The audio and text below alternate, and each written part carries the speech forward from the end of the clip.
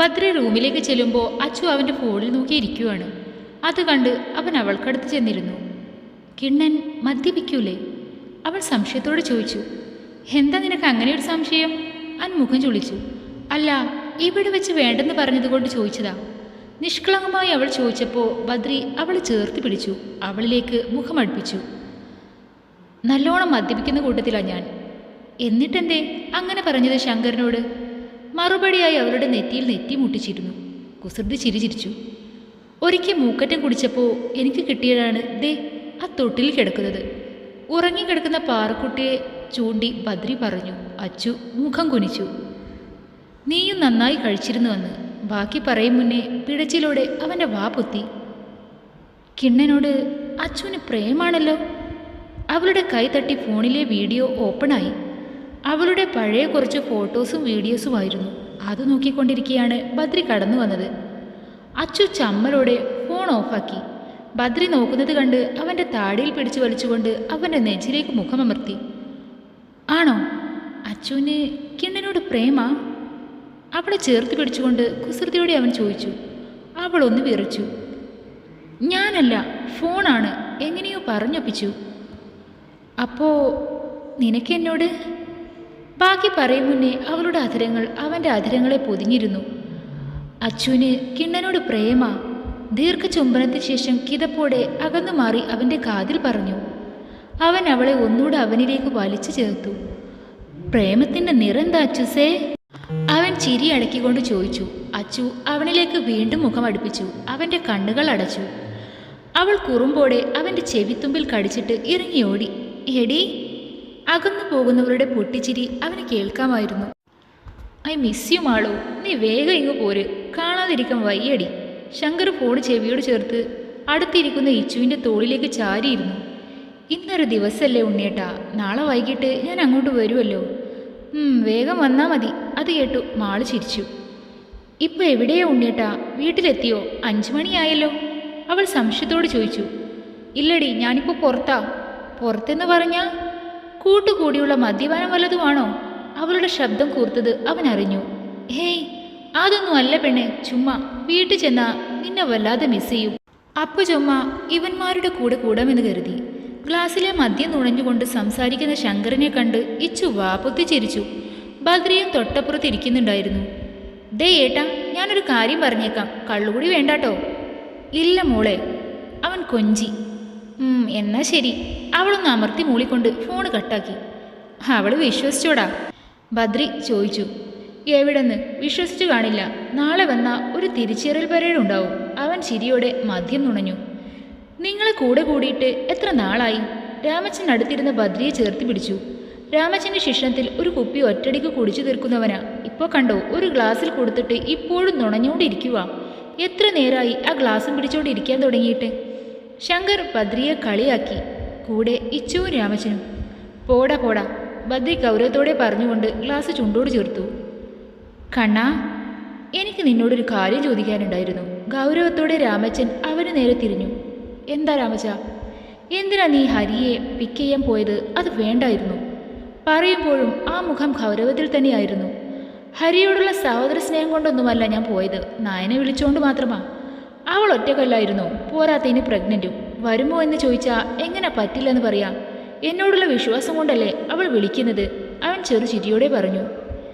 നിന്റെ അലിവോടെയുള്ള ഒരു നോട്ടം പോലും ആ അച്ഛനും മകനും അർഹിക്കുന്നില്ല. അവരെ സഹായിച്ചതൊക്കെ മതി. പാല് കൊടുത്ത കൈക്ക് തന്നെ തിരിഞ്ഞു കൊത്തുന്ന വർഗങ്ങളാണ് രണ്ടും. നിനക്ക് ഭാര്യയുണ്ട്, കുഞ്ഞുണ്ട്. ഒരിക്കൽ അച്ഛനെ സഹായിക്കാൻ ചെന്നിട്ട് അനുഭവിച്ചതൊക്കെ മറന്നോ? അത് കേട്ടതും ബദ്രിയുടെ മുഖത്തെ ചിരി മാഞ്ഞു. അവരൊന്നും നിന്റെ സഹായം അർഹിക്കുന്നില്ല കണ്ണാ. അയാൾ അവൻ്റെ തോളിലൂടെ കൈയിട്ട് ചേർത്ത് പിടിച്ചു. വേണ്ടെന്ന് പറയാൻ എളുപ്പമാണ് രാമച്ച. പക്ഷേ അവർക്ക് വേണ്ടി എന്നോട് അപേക്ഷിക്കുന്നത് എൻ്റെ പ്രിയപ്പെട്ടവരാണ്, എൻ്റെ അമ്മയും പിന്നെ നായനെയും. ബദ്രി ശബ്ദം താഴ്ത്തി പറഞ്ഞു. രാമച്ചൻ ഒന്നും മിണ്ടിയില്ല. അവനെ ചേർത്ത് പിടിച്ചിരുന്നു. രാമച്ചന് കല്യാണം കഴിക്കാമായിരുന്നില്ലേ എൻ്റെ അമ്മയെ? എന്തിനാ വിട്ടുകൊടുത്തത്? അവൻ ചിരിയോടെ ചോദിച്ചു. രാമച്ചനും ചിരിച്ചു. വിരലിനിടയിലെ സിഗരറ്റ് ചുണ്ടിൽ വെച്ച് ആഞ്ഞു വലിച്ചൂതി വിട്ടു. വിട്ടുകൊടുത്തതല്ലോ, എന്നെ ഉപേക്ഷിച്ച് പോയതല്ലേ? അയാളുടെ ശബ്ദം നേർത്തു. ബദ്രി ആ മുഖത്തേക്ക് ഉറ്റുനോക്കി. പറയാൻ അവൾക്ക് ന്യായങ്ങൾ ഒരുപാടായിരുന്നു. തെറ്റു പറയില്ല ഞാൻ. അമ്മയില്ലാത്ത മകളെ വളർത്തി വലുതാക്കിയ അച്ഛനായിരുന്നു അവളുടെ ഒരു സങ്കടം. അച്ഛനെ വിഷമിപ്പിക്കാൻ പറ്റില്ല. ഞാനാണെങ്കിൽ അന്ന് അച്ഛൻ്റെ ചിലവിൽ കഴിയുന്നവനും. സ്വന്തമായി ഒരു ജോലിയില്ല. അവളായിരുന്നു ശരി. പിന്നെ കരുതി പോയി രക്ഷപ്പെടട്ടെ എന്ന്. ഒരു ദീർഘനിശ്വാസത്തോടെ അയാൾ ബദ്രിയെ നോക്കി ചിരിച്ചു. ബദ്രിയുടെ മുഖത്ത് ചിരി മങ്ങിയിരുന്നു. അത്രയ്ക്ക് ഇഷ്ടമായിരുന്നു ഒരു അമ്മച്ച എൻ്റെ അമ്മയെ. മറുപടി ഒരു ചിരിയിൽ ഒതുക്കിയിരുന്നു അയാൾ. തൊടിയിലെ കരിയിലകൾ വീണ് കിടക്കുന്ന നിലത്തേക്ക് അയാൾ ചാഞ്ഞു കിടന്നു. അസ്തമയ സൂര്യൻ്റെ കിരണങ്ങളാൽ ചുവന്നു കിടക്കുന്ന ചെമ്മാനത്തിലേക്ക് നോട്ടമിട്ടു. നിങ്ങളുടെ മകനായാൽ മതിയായിരുന്നു. ഹരിയുടെ അച്ഛനെ കാണുമ്പോൾ തന്നെ എനിക്ക് ഫീൽ ചെയ്യാറ് അവർക്കിടയിലേക്ക് ക്ഷണിക്കാതെ കയറിയ പോലെയാണ്. ബദ്രി ചിരിച്ചുകൊണ്ട് പറഞ്ഞു. മറ്റെങ്ങും നോക്കിയിരുന്നു. ഇച്ചുവും ശങ്കറും അവനെ നോക്കിയിരിക്കുമായിരുന്നു. രാമച്ചൻ എഴുന്നേറ്റിരുന്നു. അവൻ്റെ തോളിൽ തട്ടി. നീ എൻ്റെ മോനല്ലേടാ? ബദ്രി ചിരിയോടെ അയാളെ നോക്കി. അപ്പോൾ ഞങ്ങളോ രാമച്ച? ഇച്ചുവും ശങ്കറും ഒരുപോലെ ചോദിച്ചു. നിങ്ങൾ 3 പേരും എനിക്കൊരുപോലെയാ, അയാൾ ചിരിച്ചുകൊണ്ട് പറഞ്ഞു. അമ്മയുടെ പൊന്നല്ലേ, ഇച്ചിരി കൂടെ കഴിക്ക്. പാറുക്കുട്ടി എടുത്തുകൊണ്ട് നടന്ന് ചോറ് കൊടുക്കുവാണ് അച്ചു. ബദ്രി അവരെ നോക്കിക്കൊണ്ട് ഉമ്മറത്തിരിപ്പാണ്. പാറുക്കുട്ടിയാണെങ്കിൽ വാശിയിലാണ്. വായിൽ കൊടുക്കുന്നതെല്ലാം തുപ്പിക്കളയുവാണ്. വാവേ, നല്ല മോളല്ലേ, ഇച്ചിരി കഴിക്കുന്നേ, അമ്മയല്ലേ തരണേ, അവൾ ദയനീയമായി പറഞ്ഞു. കിണ്ണാ, കൊഞ്ചിക്കൊണ്ട് അവൾ ബദ്രിയെ നോക്കി. പുറകിലെ തൂണിലേക്ക് ചാരിയിരുന്നു കൊണ്ട് പുരികമുയർത്തി അവളെ നോക്കി. മോളൊന്നും കഴിക്കണില്ല, അവൾ ചുണ്ടുകൂർപ്പിച്ചു. ബദ്രി ചിരിയോടെ എഴുന്നേറ്റ് അവൾക്കടുത്തേക്ക് ചെന്നു. പാറൂട്ടി അവൻ്റെ മേലേക്ക് ചാഞ്ഞു.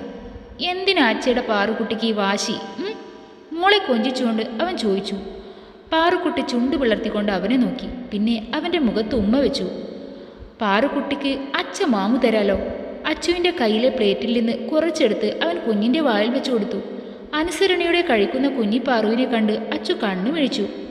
ആഹാ, പെണ്ണ് ആളുകൊള്ളാലോ. അച്ഛൻ വാരി തന്നാൽ കഴിക്കും, ഞാൻ വാരി തന്നാൽ കരയുന്നു. അച്ചു കുറുമ്പിയുടെ കയ്യിൽ പിടിച്ചുകൊണ്ട് ചോദിച്ചു. കൈത്തണ്ടയിൽ ചുണ്ടുകൊണ്ട് കടിക്കുന്ന പോലെ കാട്ടി. പാറുക്കുട്ടി ചിരിച്ചു. അച്ചയ്ക്ക് ഒരു ഉമ്മ തന്നെ പാറുക്കുട്ടിയെ? ബദ്രി ചോദിക്കേണ്ട താമസം അവൻ്റെ കഴുത്തിലൂടെ കുഞ്ഞി കൈകൾ കൊണ്ട് ചുറ്റിപ്പിടിച്ചു. ഉമ്മാ. അവൻ്റെ കവിളിൽ ഉമ്മ വെച്ചുകൊണ്ട് കുഞ്ഞിപ്പാറു ചിരിച്ചു. ബദ്രി അച്ചുവിനെ നോക്കി. ജനിച്ചതു മുതൽ ഞാനല്ലേ നോക്കിയത്, അതിൻ്റെ അടുപ്പ കൂടുതലാണ്. നീയും ഇവളും കണക്കായിരുന്നു, ബദ്രി അച്ചുവിനോട് പറഞ്ഞു. അച്ചു നിറഞ്ഞ ചിരിയോടെ അവൻ്റെ തോളിലേക്ക് ചാഞ്ഞു നിന്നു. പാറുക്കുട്ടി ചോറെടുത്ത് അപ്പൂനെ ഏൽപ്പിച്ചു. ബദ്രി അച്ചുവിന് വാരിക്കൊടുത്ത് ഒപ്പം അവനും കഴിച്ചു. രാത്രി അവൻ്റെ നെഞ്ചോട് ചേർന്ന് കിടക്കുമായിരുന്നു അച്ചു.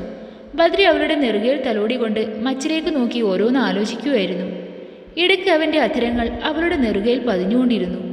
അവൾ അത് കണ്ണടച്ച് സ്വീകരിച്ചു. അവളുടെ വിരലുകൾ അവൻ്റെ നെഞ്ചിൽ തഴുകി നടന്നു. 2 പേർക്കും ഉറങ്ങാൻ കഴിഞ്ഞിരുന്നില്ല. കിണ്ണാ, എന്താ ഉറങ്ങാത്തെ?